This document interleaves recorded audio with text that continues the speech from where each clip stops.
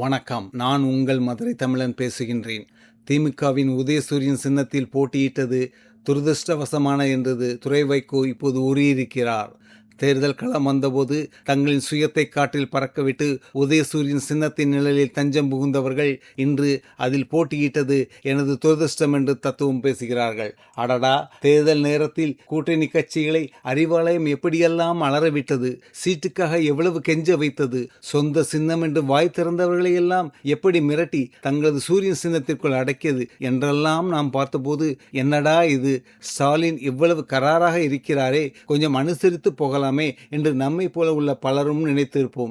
ஆனால் தேர்தல் முடிந்து சீட்டும் ஜெயித்து பதவியும் வந்த பிறகு, ஐயோ அந்த சின்னத்தில் நின்றது எனது துரதிருஷ்டம் என்று துரை வைகோ இப்போது கொடுக்கும் பில்டப்பை பார்க்கும்போதுதான் தெரிகிறது.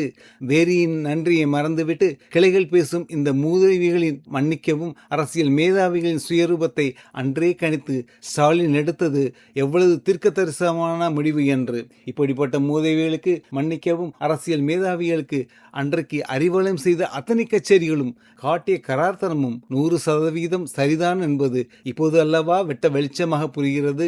சின்னத்தையும் வாங்கிக் கொண்டு, சீட்டையும் வாங்கிக் கொண்டு, ஓட்டையும் வாங்கிக் கொண்டு இப்போது வந்து துரதிருஷ்டம் என்று தத்துவம் பேசும் இந்த சாணக்கியத்தனத்தை என்னவென்று சொல்வது? கஷ்டம் வரும்போது நம்முடன் இருப்பவர்கள் தான் உண்மையான நட்பு, உண்மையான உறவு என்று பெரியவர்கள் சொல்வதுண்டு. அது ஸ்டாலினுக்கு மிக பொருந்தும். அவருடைய உண்மையான நட்புகள் யார் என்பதை இந்த தேர்தலின் தோல்வியின் மூலம் கற்றுக்கொள்ளும் மிகப்பெரிய வாய்ப்பு அவருக்கு கிடைத்திருப்பது அவருக்கு மிக அதிர்ஷ்டமே. நன்றி. உங்களை மீண்டும் அடுத்த வீடியோவில் சந்திக்கும் வரை உங்களிடமிருந்து விடைபெறுவது உங்கள் மதுரை தமிழன்.